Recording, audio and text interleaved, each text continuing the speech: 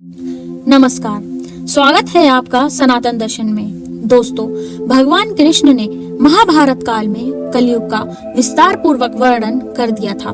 कलयुग में लोग कैसे होंगे, जीवन कैसे व्यतीत होगा, लोगों का व्यवहार एक दूसरे के प्रति कैसा होगा, यह सब उस काल में ही बताया जा चुका था। यहाँ हम प्रस्तुत करेंगे भगवान कृष्ण के द्वारा कलयुग के बारे में बताई गई 5 कड़वी बातें, जो आज 100% सच हो रही हैं। महाभारत काल में पांचों पांडवों के मन में कलयुग के बारे में जानने की जिज्ञासा थी। उन्होंने एक बार भगवान कृष्ण से पूछा कि कलयुग में मनुष्य कैसा होगा, लोगों के विचार कैसे होंगे और मोक्ष प्राप्ति कैसे होगी। यह प्रश्न सुनकर भगवान ने पांचों पांडवों को वन में जाने के लिए कहा और यह भी कहा कि तुम वहाँ जो देखो मुझे आकर विस्तार से बताना। पांचों भाई वन में जाकर वापस आए और भगवान कृष्ण को क्या बताते हैं, चलिए जानते हैं। युधिष्ठिर महाराज ने एक 2 सूंड वाले हाथी को देखा और वो बहुत आश्चर्यचकित हो गए।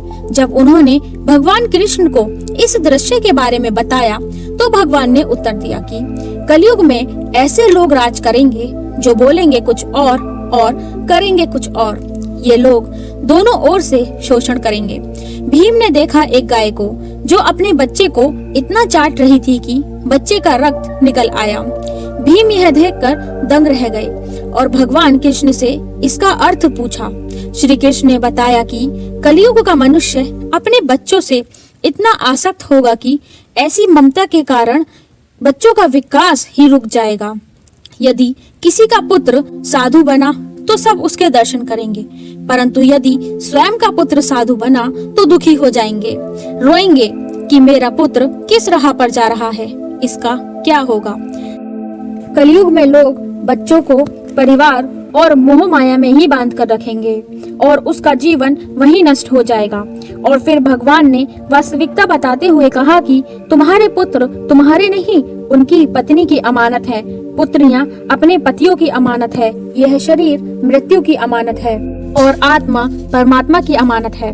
अर्जुन ने देखा एक पक्षी जिसके पंख पर वेद ऋचाएं लिखी हुई थी, परंतु वो एक मनुष्य का मांस खा रहा था। यह देखकर अर्जुन हैरान हो गए।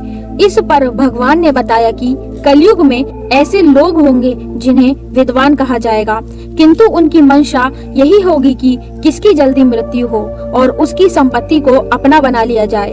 व्यक्ति का औधा चाहे कितना भी बड़ा होगा, परंतु उसकी दृष्टि दूसरे की संपत्ति पर ही रहेगी। ऐसे लोग बहुत होंगे जो दूसरों के धन को छीनने के लिए आतुर होंगे।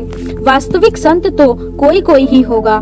नकुल ने देखा कि एक भारी चट्टान पर्वत से गिरी और बड़े से बड़े वृक्ष भी उसे नहीं रोक पाए, किंतु एक छोटे से पौधे से टकराकर वह चट्टान वहीं रुक गई। इसका अर्थ बताते हुए कृष्ण ने कहा कि कलयुग में मनुष्य की बुद्धि क्षीण होगी, उसको जीवन पतन होगा और पतन को धन या सत्ता के वृक्ष रोकने में सक्षम नहीं होंगे, किंतु हरि नाम रूपी एक छोटे से पौधे से मनुष्य का जीवन पवित्र हो जाएगा और पतित होने से रुक जाएगा।